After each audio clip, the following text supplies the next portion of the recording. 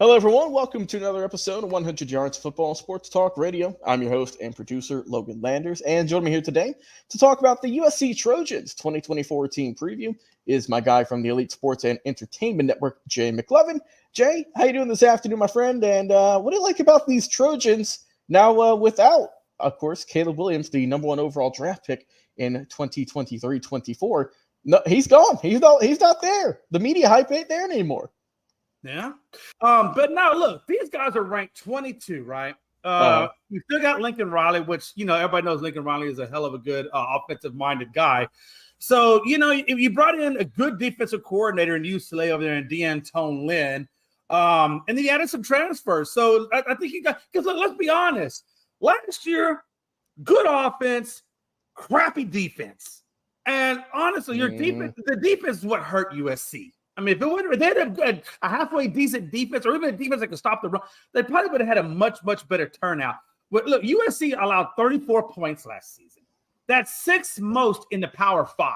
That is insane.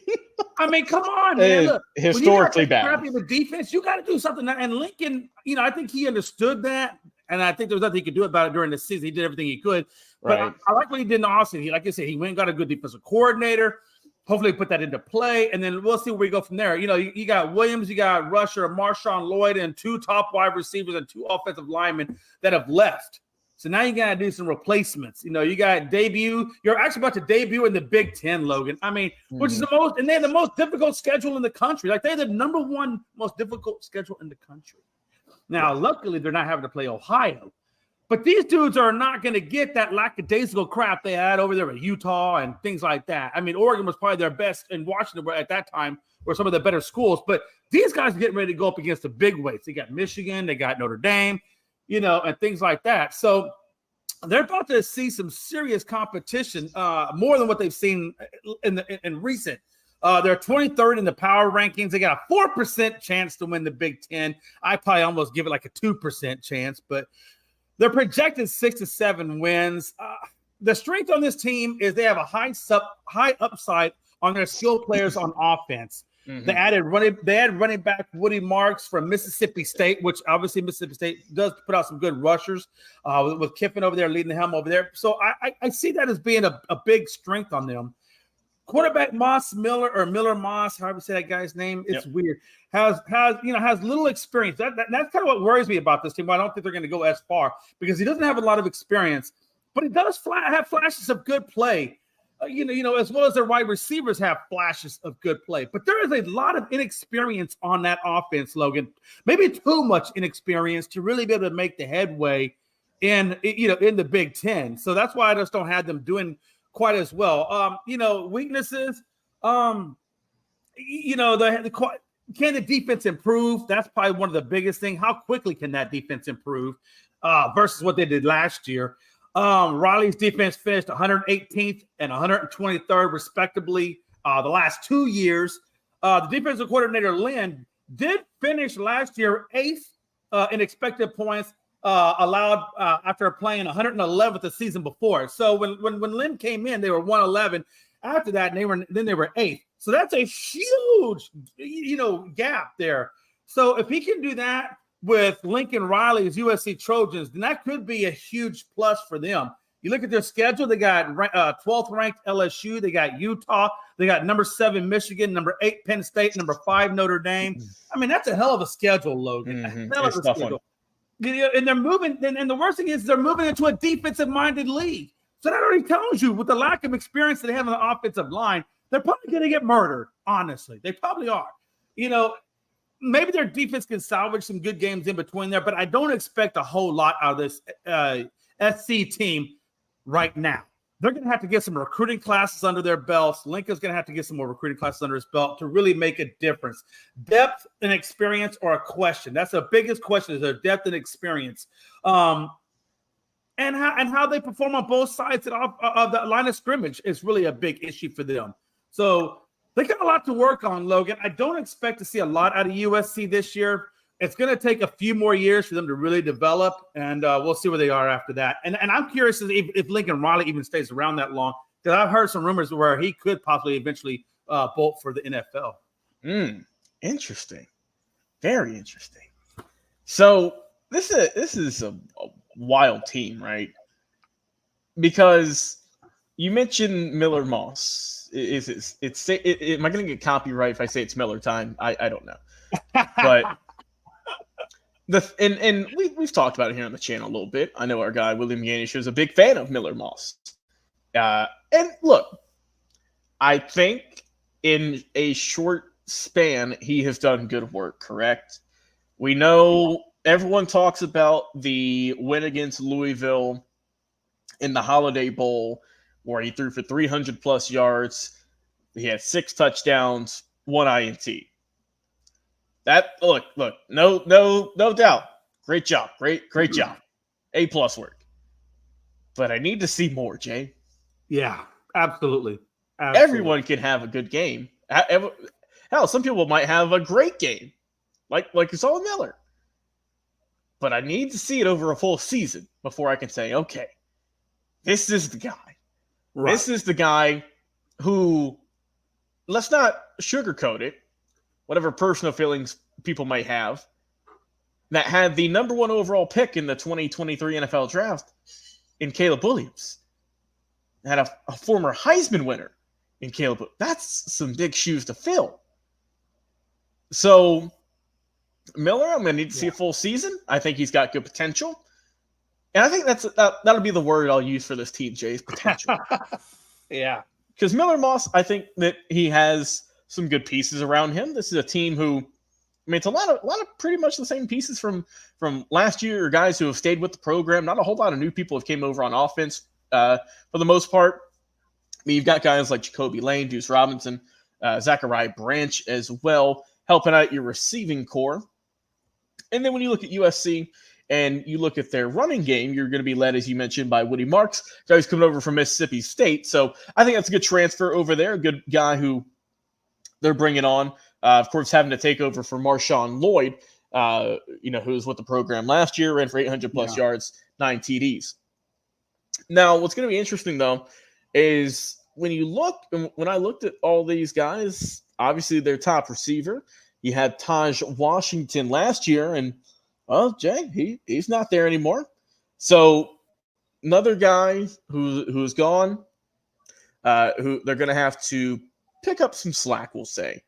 But like you say, you've got, as I mentioned, Deuce Robinson. I think this is going to be a year for him to really step up. Last year only had 16 catches, for 300 plus yards. But overall, I mean, like I said, you've lost Brendan Rice, you've lost Taj Washington. Those are your top 2 guys right there. Mario Williams, you've also lost to Tulane, who transferred.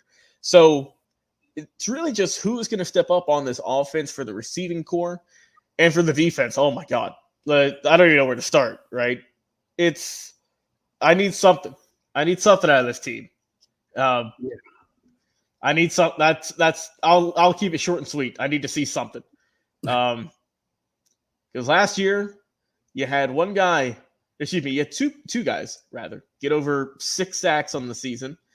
You had Jamil Muhammad, who is on the team still, and you had Solomon Byrd, who is not on the team anymore. Jay, he's gone. Right. So, okay, who else do I have to maybe rush the quarterback and to help out? Is it Romello Height? No, it is not. He went to Georgia Tech. He had 4 sacks on the year. Well, okay, let's try this guy.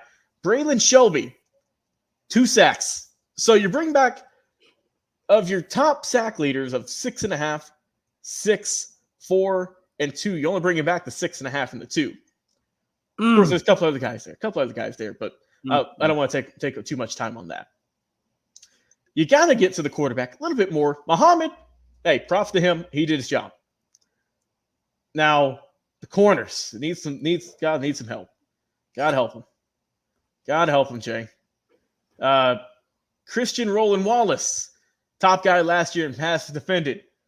He's now with the champs out there in KC, and Kansas City got drafted. Kalen Bullock, your safety.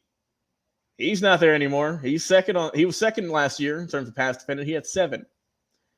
Let's try Eric Gentry, Jay. Let's try Eric Gentry. He's still there. You got him. He's third on the team with 4. So you're losing your top 2 pass defenders.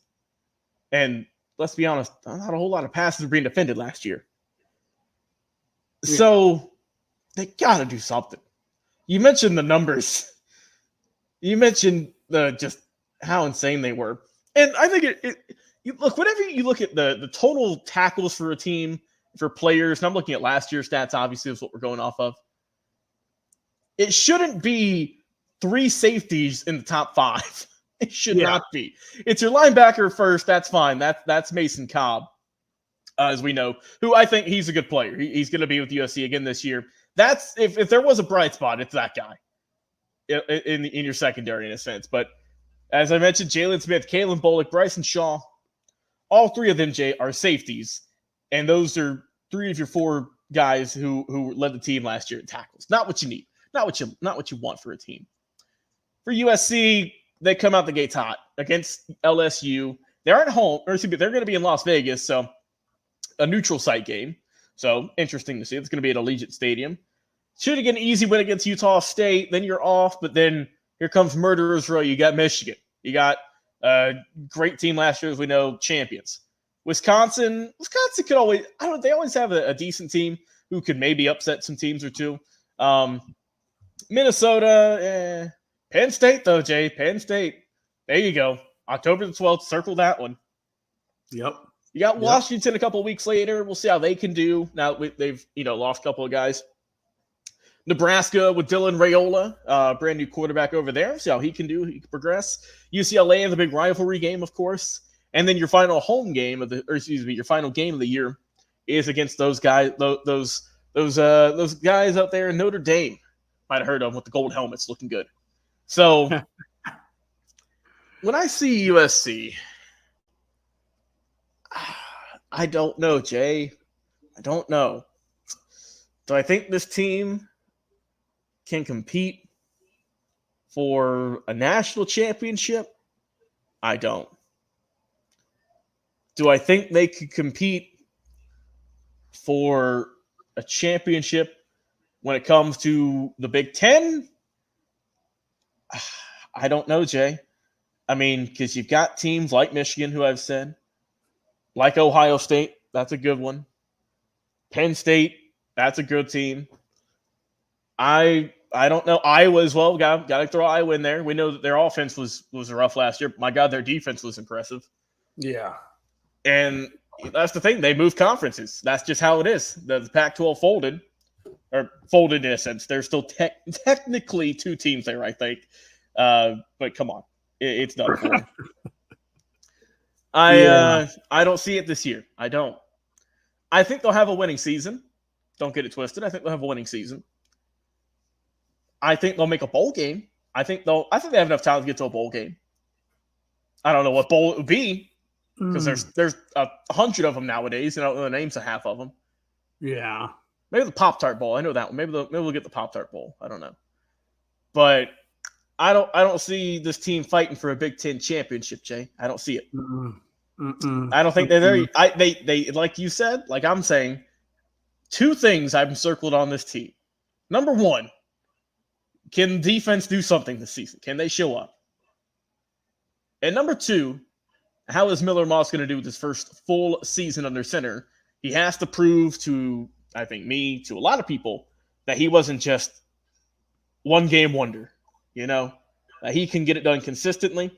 I think he has the talent, but we will see. Jay, I appreciate you, my brother, coming on the show, talking.